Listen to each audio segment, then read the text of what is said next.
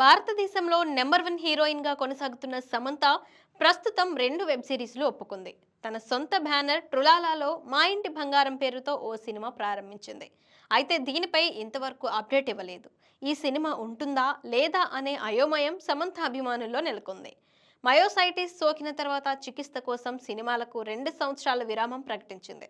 1 సంవత్సరం మాత్రం బెడ్ మీద ఎక్కువగా గడిపినట్లు సమంత చెప్పింది.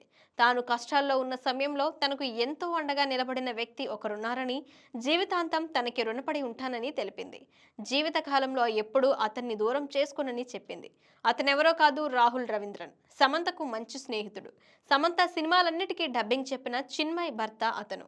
మయోసైటిస్ కోసం చికిత్స తీసుకుంటున్న సమయంలో ప్రతిరోజు అతను తన దగ్గరకు వచ్చి ఎంతో ధైర్యం చెప్పేవాడని, కొంత సమయం నాతో గడిపి జోక్స్ వేస్తూ తనను నవ్వించేవాడని, అలా తన మనసులో ఉన్న భారాన్ని తొలగించేవాడని సమంత చెప్పింది.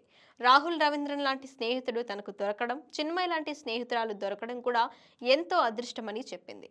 రాహుల్ వల్ల తనకు ఎంతో మనశ్శాంతి లభించిందని, తనకు అవసరమైన పనులు కూడా అతనే చేసి పెట్టేవాడని సమంత వెల్లడించింది. రాహుల్ లాంటి స్నేహితుడు అందరికీ దొరకాలంటే అదృష్టం ఉండాలంది.